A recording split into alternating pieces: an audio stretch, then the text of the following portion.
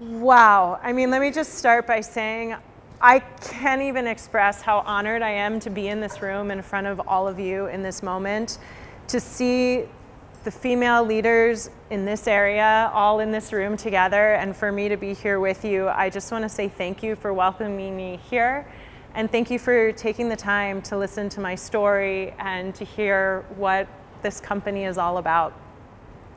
So my mission, what I am all about, is creating healthy leaders that really burn bright and can go the distance without burning out.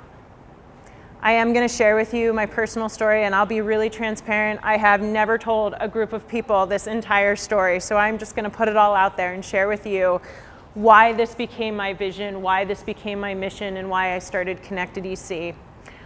I grew up in one of those families that was all about work hard, drive, type A. My father came from very humble beginnings, built a huge, wonderful company, and I was taught at a young age, you work hard, that's what you do. So by 24, I was following in that footstep. I had been in the corporate environment for 4 years already at 24. I had an MBA, I had a master's in IT. I was out in the software world, and I was going, and I had all of these goals. And one of the things I did for myself, which I didn't realize was such a gift, was I got involved in triathlons at the same time. So while I was driving hard in my career, I was driving hard in my physical and my health and my wellness and my nutrition. And little did I know at that moment that it was actually keeping me balanced and able to perform. I thought this was just my type A personality gone wild. And it was, don't get me wrong. But it really did keep a balance. I had a goal at 25. I had an executive coach. I was really fortunate to work with an organization that valued coaching. And I created this goal that I was going to be a VP before 30. Got the opportunity. At 28, a big software company said, we want you to be the VP of Professional Services. And I said, yeah, I have made it. I did it. I'm so happy. And I started in the role. And I was like, well, I can't do triathlons anymore. I've got this big job. I'm traveling all the time. Oh, and nutrition. Oh, well, I had to focus in that, but now the business needs to come first. This is what I've worked for. And let me tell you, on the outside, things looked good. I was in line for senior VP. Everybody thought I was doing just great. And on the inside, truthfully, I was dying. I had gained 30 pounds in a short period of time. Triathlons, going to the gym, all of that gone. I was slowly losing myself and watching people around me do the same thing. As they were rising in organizations, they were little by little letting go of who they were. Mind, body, stress, all of those things. My husband and I wanted to have children, and truthfully, I couldn't. My body was too stressed. My cortisol levels were too high.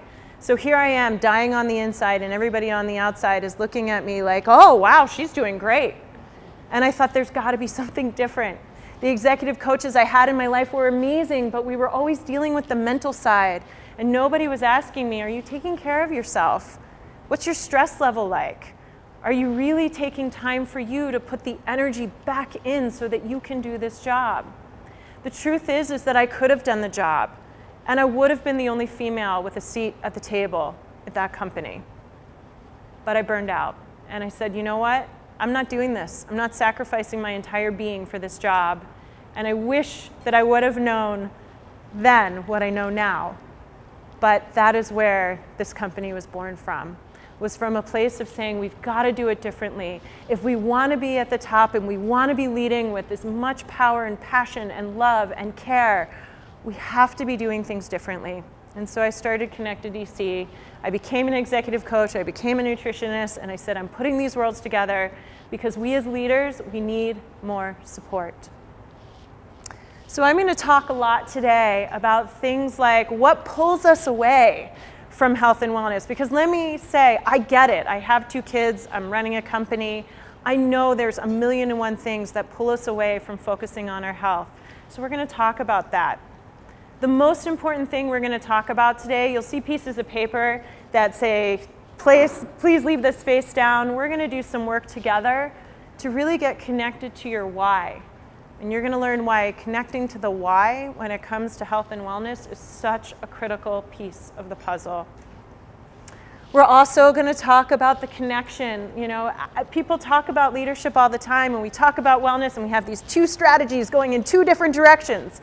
And they shouldn't be going in two directions. They need to be integrated. And I'm going to show you the science behind that and why they really do need to be integrated.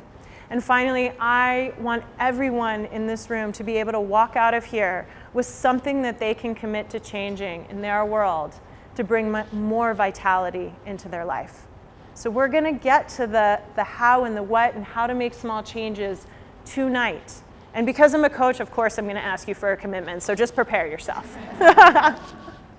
So this is our wellness meter. If you want to go to our website, we have a fun little quiz because we all love quizzes and we want to know where we are on the wellness meter. So feel free to jump on. And here's what I want to talk about. We're all somewhere in the path, right? We're either in the vital category, maybe we're in the tax category, perhaps we're exhausted. Hopefully we're not in the burnout category. But we're all working towards vital. And here's what I want to tell you that I hope you take this and really take it to heart. Being vital is not about perfection. Okay? I know we have a lot of people in this room that strive really hard. I'm one of them. But being vital, if you think about vitality, think about it as a line. And we're always kind of coming back to it. We wave through. It's not about being perfect all the time. It's about understanding how we get back to vitality when we're off. It's about having the tools, being connected to our vision, because sometimes we are not going to be in that vital category. People ask me all the time, oh, you're a nutritionist, and oh, you must always be on the vital category. No! I have 2 little kids. I have a 4- and a 6-year-old. I'm trying to run a company. I'm not always there. I have to get back sometimes, and I have to look inside myself and say, where's energy not coming in? Where am I not taking care of myself in this moment? The difference is I believe I have the tools now to get back to that line when I'm in that dip. And that's what I want you to walk out of this room with is, it's not perfection, and it's not an all or nothing deal. We get to take steps. We get to make small changes. So what pulls us away? How about everything, right? Everybody in this room has got a million things on their plate, and I know it, right? We've got iPhones that we're looking at that connect us every second of the day. We get home and whoop, ding, ding, ding. It is a 24/7 global economy. And many of you are managing households and have significant others and have children. And the question is, how in the world do I have time for myself, right? And what does the world expect us to do as women? Walk around like we're perfect and we're fabulous and everything is okay. And that is just not right, right? I mean, that's what we're supposed to look like, and it's not reality. And you know what the funny thing is that we actually try and make people believe that that's our reality. I had the best quote. I had a CEO of a major healthcare organization say to me, I'm like a duck. What, you're like a duck? She's like, yeah, everybody sees me floating. I'm just floating, smiling, and underneath, I'm like, whoo! But they don't see that. They just see that I'm a duck. And I want to invite you all to not be ducks anymore. Here's what I want to change. I want you all to be lionesses. Because lionesses, they move fast. And everybody in this room, if someone said to slow down, psst, no. We're executives. We don't slow down. We're going fast. Lionesses go fast. And you know what? They go fast, and everybody sees them going fast, but they go fast with strength and with grace. And what do we see all the time in National Geographic? We see those lionesses laying in the prairie and absorbing the sun so they can get ready to go fast, okay? So one of the things we're going to change tonight is that if anybody in this room feels like a duck, I want you to try and change your perspective, because I really want us leaving as all lionesses. So some of the expectations we have, we don't have any expectations on us, not as women, no. They don't expect us to be charismatic and walking around with every single thing feeling great and leading and feeling energized, and gosh, we have a lot of expectations on us. And yet what happens when it comes to our foundation of health? Well, when it comes to nutrition, we're oftentimes on a plane eating the snacks that they give us, like pretzels. We are constantly getting our cookies or our caffeine at 3 o'clock so we can get through our days. we're in this constant cycle of not eating the right foods to support all these expectations we have on us. And so we wonder, well, why don't we feel good? Why aren't we sleeping well at night? What's going on with us? And our nutrition is a foundation here. And then working out, forget about it. Who has time to work out when we're on the road all the time, or we have so many expectations that we need to live up to? So much of the time we're forgetting that it's not just about working out, it's about taking care of our bodies when we're on the airplane, when we're sitting at our desk, when we're not looking at our iPhone with our necks out all the time. We need to take care of our bodies too to create that foundation. And the mind and body, right? How do we manage stress? My goodness, that's crazy. Managing stress as an executive, it's pretty tough. I'm going to give you some tools tonight that are going to help you with that piece, because it's when we create a foundation that we really find our place of power. And it's when we create this foundation that we not only lead ourselves, but we create the inspiration for our organizations to be healthy communities. And that's why I do what I do. It's about every single woman in this room, and it's also about creating the communities of health and wellness that you all impact each and every day. Your family, your community, your organization. Everybody is looking at you because you are a leader. So we've got some information, right? We've got a lot of health information out there. If you want to find well-being information on nutrition, exercise, we've got it. I mean, we have got so much. It's amazing. So why aren't we all walking around as these incredibly healthy beings? Hey, we've got motivation, right? We've been talking about motivation all along. We got information, we've got motivation. What's missing? So I want to take it to a study that was done at Johns Hopkins, because this study really is amazing. What they did is they took cardiac patients who had had heart bypass surgery, and they said, listen, you either change or you're going to die. And there's a great article written called Change or Die out there, and there's a book as well. I highly recommend taking a look at it. And so that was it. I mean, if you're talking motivation to change and the potential is to potentially die, okay, that's good motivation, right? 1 in 7 people were able to adopt a healthy lifestyle. Then Dr. Ornish out of Berkeley, I love California, he did a different study. He said, I'm going to take the same kind of people who have been through bypass surgery, and I'm going to come from a totally different place. I'm going to come from a place of possibility, not fear. I'm going to ask every one of these patients to imagine if they were healthy, what's possible in their life. He had a 77% success rate. So we went from 1 in 7 success to 77% success rate. So what was the difference? Well, the difference is vision. See, I love this man, Simon Sinek, because he put out a TED Talk that has gone viral, and it's all about the power of why. And what he did was he took vision, which we coaches have been talking about for a long time, and he put it in business language. And I am so grateful, because now we can talk about the why, and we can talk about it all the time, because it's in the language of business now. And I am so thankful to this man, because what he said, what makes a difference when we're talking about businesses, what's different between Apple and what's different between Dell, is that the vision and the why has been identified. So definitely take an opportunity to watch this TED Talk. We're going to talk about the why when it comes to health and wellness, and we're going to get connected to it tonight. So we talked about the how and the what, right? Like, if you do this program, let's say this diet program, you're going to lose 20 pounds. Those are the results. And what we keep failing to talk about is what is in here. And what is the connection to vision that we should all have in order to really make change happen? So how do you get connected to your why? Anybody want to know? Yes? Okay, great, because we're going to do it tonight. And we're not going to get to all the depths that we could get into, but we're going to start with the why. So one of the things that I want to say is that we're going to get into some deep stuff tonight. And as Kristen said, this group is all about being real. We're going to be real tonight. I'm going to take you through a visualization as a group. And I just want to invite you to open your minds, open your imagination, and allow anything to come up that needs to come up. because this is a way that we turn off our logic, which we're all super good at, and I know that, and we get really connected to what's in here.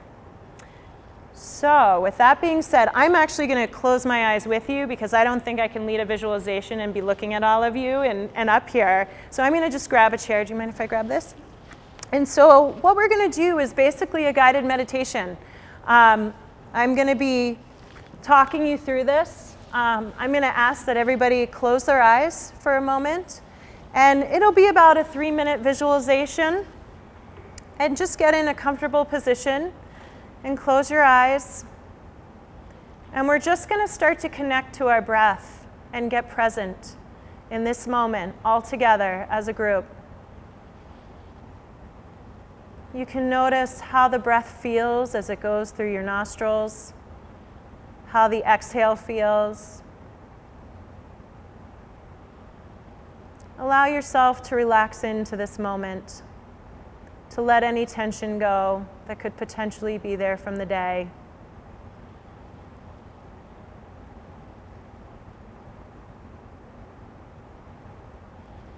And now I'm going to ask that you imagine a key coming into your brain and unlocking your imagination and just letting it be free in this moment, letting it go in any direction it wants to go in. And I'd like you to invite your imagination to create a completely safe space for you. Whatever it is, you can just make it up, but someplace where you feel safe, comfortable, at peace. Allow this space to become so alive that you could sense it and you can see it. Maybe you want to reach out and touch something.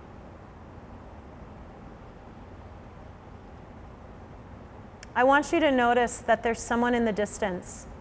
You don't know who it is yet, but there's someone, and they're coming closer to you. You feel a sense of excitement as they start approaching, and as they come into view, you realize that it's you. It's your future self. And it's your future self having accomplished every health and wellness and leadership goal you ever thought possible. Go ahead and experience what it's like to be with the future you. Notice what she looks like. What's the same? What's different? What is she wearing?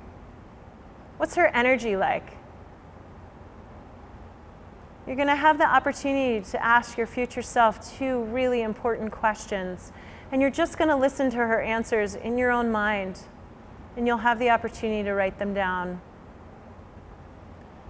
The first question I want you to ask her is, how did she get to where she is right now, embodying all of this health and vitality?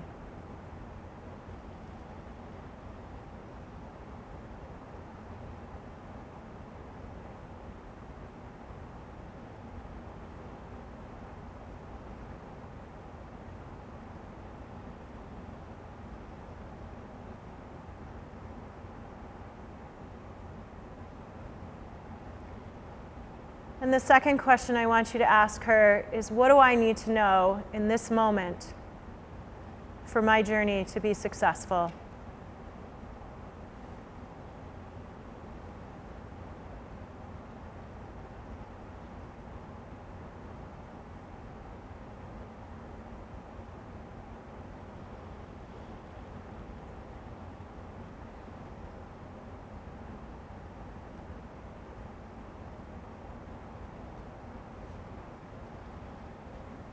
We're going to draw this visualization to a close and also this meeting, but please know that you have access to your future self always, always waiting for you to connect.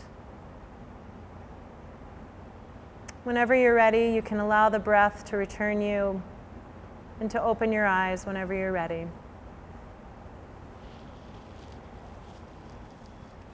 So I put paper in front of you all and it says, please leave face down. You can go ahead and open that now. And I'd like you just to write down a few things about the why. Because everything after connecting to your why that I'm going to talk about will make a lot more impact if you feel some connection there. So go ahead and take a few minutes to write some things down.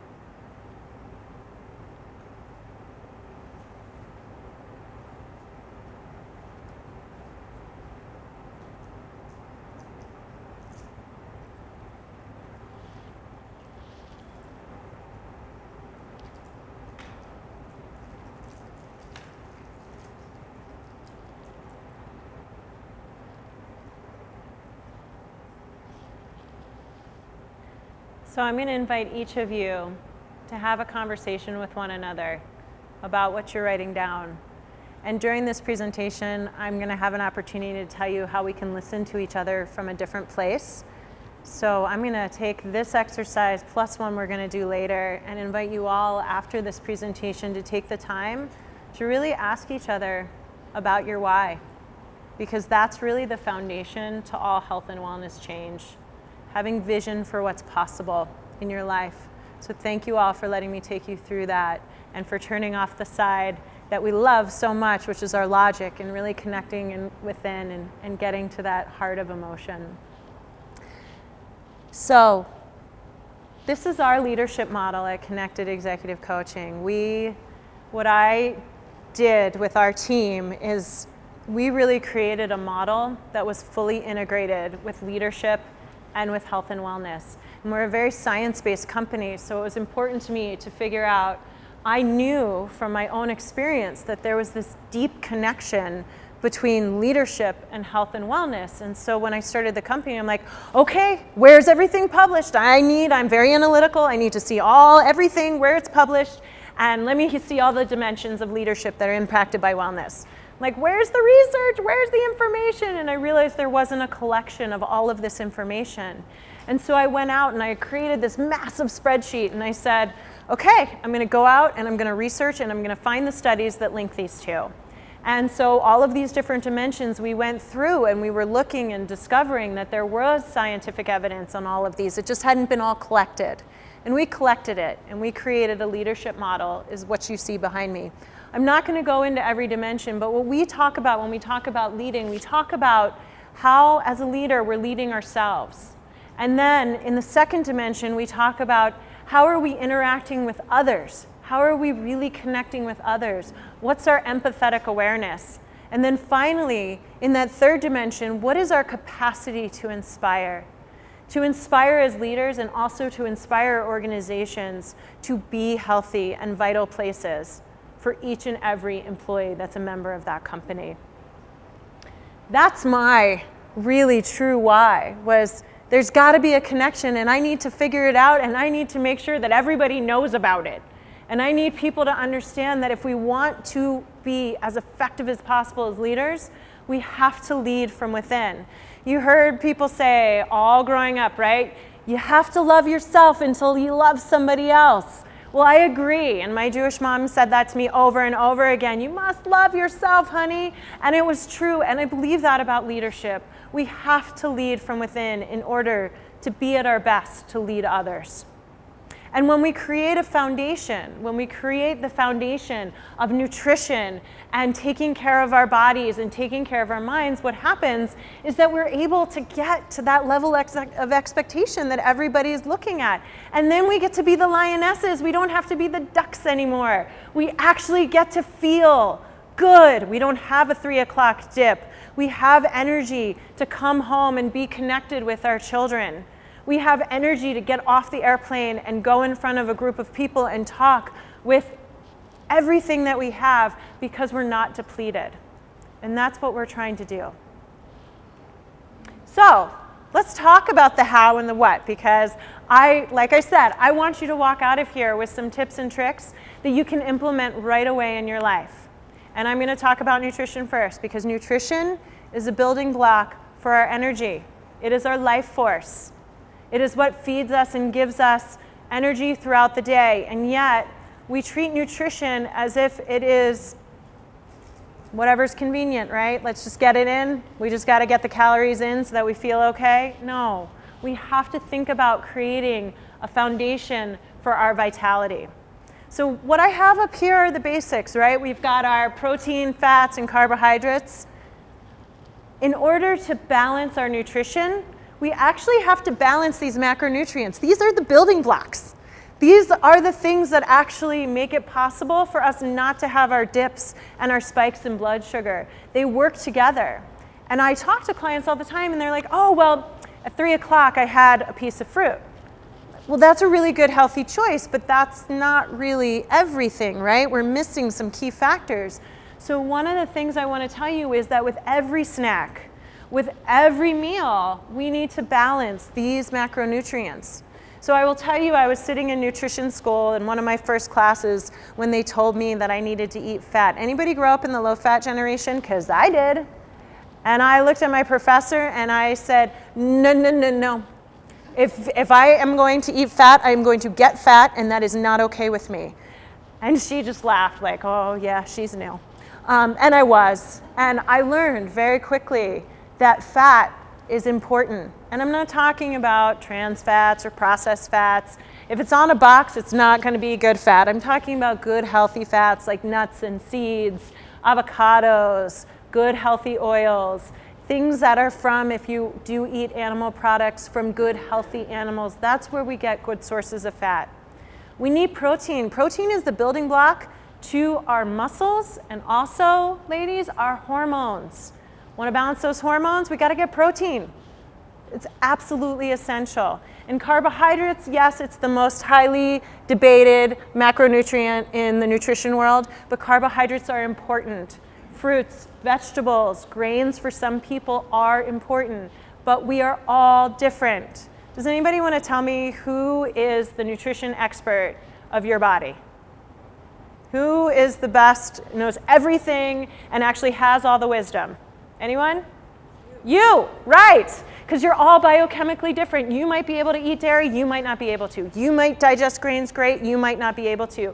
And the only way that we are going to figure out what nutrition is right for us is by listening and getting back to the wisdom that we actually all have. I know that the media and every nutrition book out there has told us differently, that you have to follow this and you have to do that and this is what you're going to do, and it's like the most overwhelming thing, and this study comes out and that study comes out and I don't even know what to eat. Do I eat eggs? Do I not eat eggs? Do I eat sugar? Do I not eat sugar? What is going on? It's the most frustrating thing in the world, right? And what we've forgotten is that we actually are really, really smart and wise. We all know what's right for our bodies. We just have to listen a little closer. And part of that listening is by eating foods that you know what they are. So I have a rule for our clients. If you don't know what it is, neither does your body.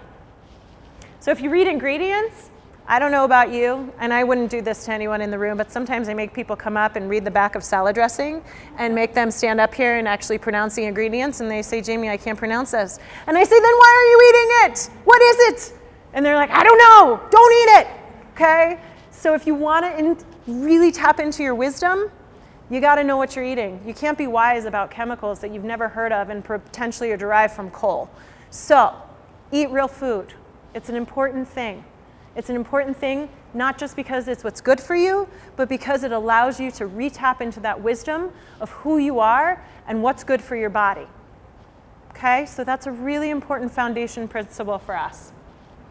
The other thing is sugar, okay? I know, listen, I am not going to tell anybody in this room not to eat chocolate, because if somebody told me not to eat chocolate, I would not be happy with them.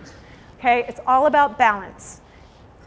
But sugar, when we get on the sugar roller coaster, does anybody know what the sugar roller coaster is? We eat sugar, our blood sugar drops. We need sugar. Our blood sugar goes up, it drops, like up, and we end up thinking that we all have a willpower issue because we can't seem to stop eating sugar. Well, guess what? It's biochemistry. It is not willpower. I have to tell you, I'm kind of tired of people saying, it's just me, I don't have the willpower, because it's not true.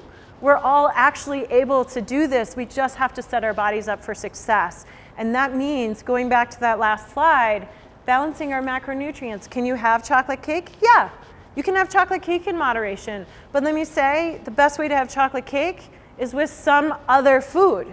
It has to be with some healthy food so that we don't get into the blood sugar roller coaster. And when we think about that and we think about balancing our nutrients, what we do is we set our bodies up for success and we get off of this roller coaster that you see behind me. Our blood sugar is something that goes up and down, and it sends messages to the brain saying, I need more. So one of the ways to get and really balance that energy is to work on this and to recognize that it's not about restriction. We all want to have a healthy relationship with food. What it's about is figuring out how to eat right for your body and balancing these things. So this is a pyramid we use, and I know it's going to flip a lot of things upside down because so much of the time dinner is this huge meal and we're not eating breakfast. Now remember, with everything I'm saying, who's the expert?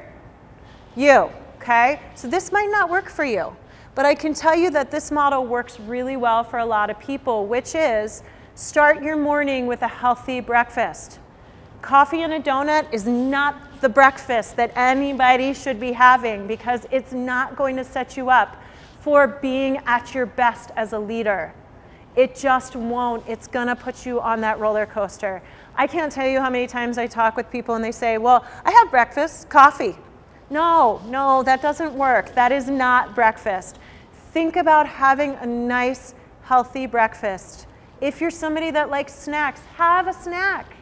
Prepare, plan. Those are really hard things to do, but having some nuts in your desk is really great. When you're traveling, packing some veggies and hummus, things like that, where you just have good, healthy things at your fingertips, because so often we get so busy we forget to eat. And we set ourselves up for a cycle because our cells are screaming, I need food. And what does it send to your brain? Get me glucose as fast as you possibly can. So you reach for that refined carbohydrate and you start the cycle. So really thinking about how can we balance, how can we get off the roller coaster, starts in the morning. So think about eating breakfast. One of our favorite fast food at Connected EC is the smoothie.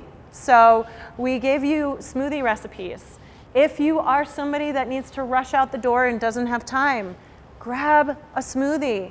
There's a lot of good combinations. It's a great way to let your digestive system rest a little bit, and all that food is already broken down and goes right in. You get great nutrients. We have lots of different ideas for you. You can start with some of them that are more fruit-based if you've never had a smoothie before, but these are ideas of how to get fast food into the body. Okay, so another thing. I know it's a picture of a raisin. You might have been wondering why there's raisins on your table. So one of the things we do as executives is what I call hand to mouth. Yep, hold on one second. Yeah, hold on, let me grab that food, right? We are so disconnected from eating because we don't have time. We eat through lunch. We eat so quickly. And unfortunately, what happens when we eat really fast, there's two main parts of our nervous system, the sympathetic and the parasympathetic. The sympathetic is fight or flight. Our bodies say, I'm in fight or flight. You're going so fast. I'm in fight or flight. Shut down digestion. We're going so fast. We don't know. Our bodies have not evolved to a point where we know that emotional stress is different than physical stress. So our bodies actually think we're being chased by a tiger. And so it gets our body prepared for being chased by a tiger. So when we add stress into our lives, when we're going super duper fast on everything, and we don't take the time to slow down, we're actually not doing ourselves any favors. We're not doing our metabolism any favors, and we're not digesting our food and getting the nutrients out of it that we need. So one of the things we need to do, not all the time, I get this isn't realistic all the time. We're not all gonna go have 20-minute meals every single time we eat. We're gonna still eat in our car. But what I do wanna say is that when we can practice slowing down, we engage the parasympathetic nervous system, which guess what that's called? Rest and digest, because we're actually digesting our food when we slow down. So we are going to talk about slowing down, and we're going to talk about mindfulness because it's another huge part of what we do in our organization. So you all have raisins on your table. Could everybody just grab one raisin out? If you don't like raisins, don't worry, I'm not going to make you eat it. If you want to eat it, you can, but we're going to practice slowing down for just a minute, just to figure out what this mindful eating thing is all about and just to practice it so that you know how to put it into practice just a little bit. So go ahead and look at the raisin. You can smell it if you want. Just check it out. What does it look like? Touch it. What does it feel like? When's the last time you actually smelled your food before you ate it? Anyone? It actually starts the digestion process when you smell your food. Starts building the saliva up to get you ready. See, our bodies are really brilliant. We've just kind of cut off from them, okay? So you see the raisin, go ahead, if you like raisins, go ahead and chew it really slowly. Notice what it tastes like. Is it tangy? Is it sweet? Take a moment to chew it. And whenever you feel like it, you can swallow it, but really just experience the taste of it.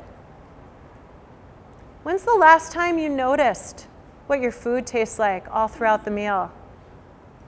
We sometimes pay attention to that first bite, but then it's like, how fast can I get the food in my body? I'm always curious, am I gonna get through my meal before one of my kids needs something from me? And so I end up inhaling things, and I'm like, oh, that's not mindful eating. So what we just experienced with the raisin, am I going to ask that you experience every bite of your meal like that? Absolutely not. But there's a difference in the way that we're eating now versus how we can start paying attention to what mindful eating is about. And the reason I had you eat the raisin mindfully is not only did you get to slow down for a moment, but it's a great transition into mindfulness, because mindfulness is another huge part of how we create a foundation of health and wellness and leadership. So mindfulness is like one of the biggest buzzwords out there, right? There's so many people talking about it. It's really actually starting to take hold in corporate America. And all these definitions behind me are accurate. It's about being present. Guess what? We just did an exercise in mindfulness.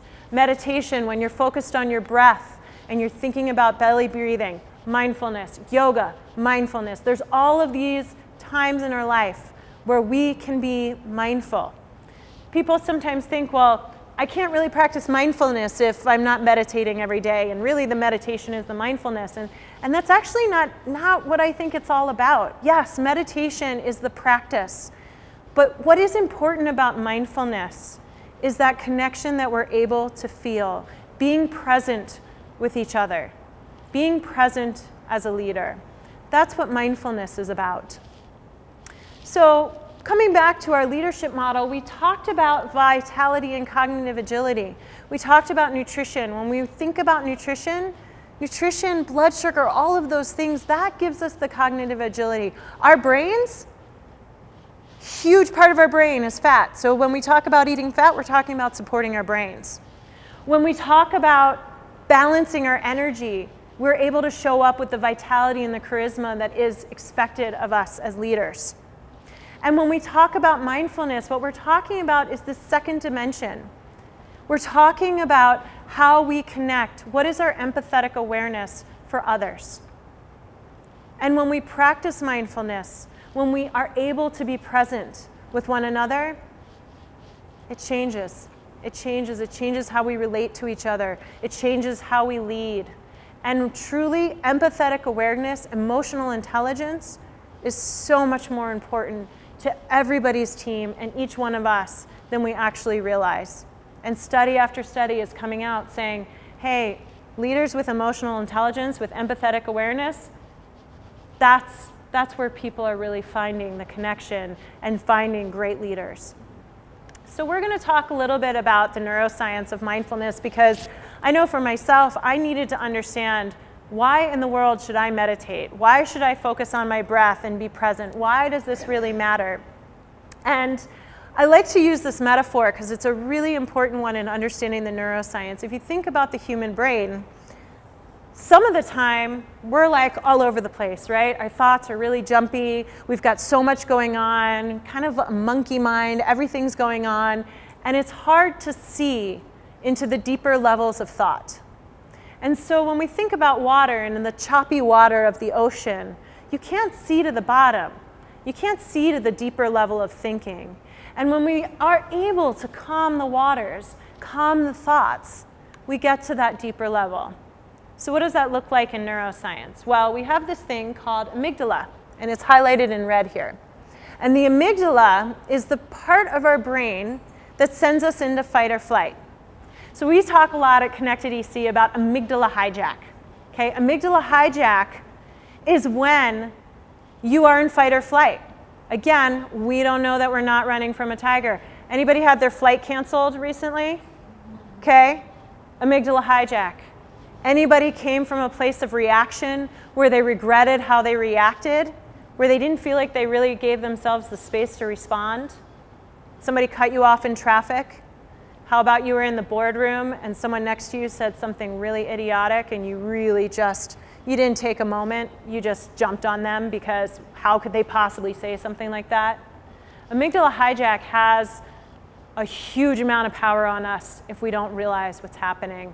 It looks a little bit like this. Our brains go into fight or flight, and we are ready to take action, and we react. And it's really hard as executives because we've been rewarded over and over and over again for reaction, for reacting because we're quick on our feet and we're strategic and we make decisions.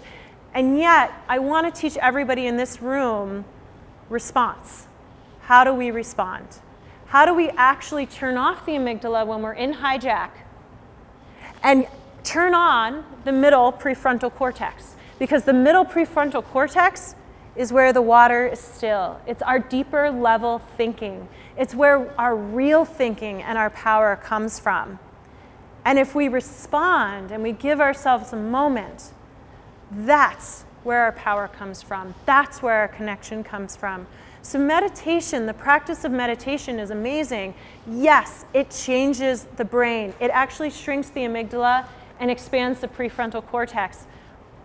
But it also gives us access to that energy when we need it. It allows us to pause in the moments that we need to pause in order to respond versus react. So we're going to practice this a little bit in an exercise we call stop, look, go. So stop, look, go gives us the ability to stop when we feel the amygdala hijack. And how do you feel the amygdala hijack? Well, I gave you a couple raw examples. But when we tap into the body and we start noticing how we feel, everybody feels a little bit differently with an amygdala hijack. Sometimes your heart starts to race. I get red in the face, so mine's really obvious, unfortunately. But everybody has something different. Maybe you notice that your arms get tingly. But as you start to tap into this, or you have that feeling of, oh my goodness, whew, I did not react the way I wanted to, go back and think about how you were reacting. Go back and think about the body, and it'll help you identify what that amygdala hijack looks like for you. So when we stop, we actually take a moment to see, What's the bigger goal? What's the possibility? How do we actually come from a place that gets us closer to the outcome we're looking for? Not just reacting, not just going into fight or flight mode.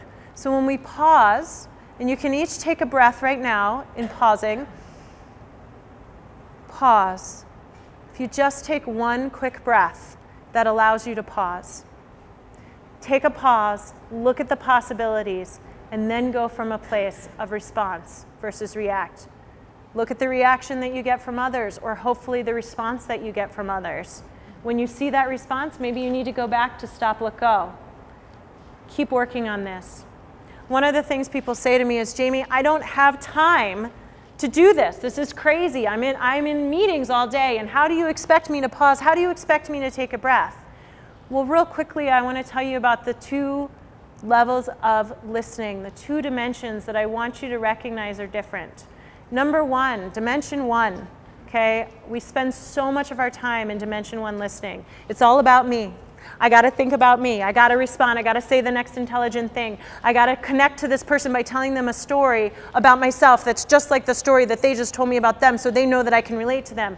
That's dimension one.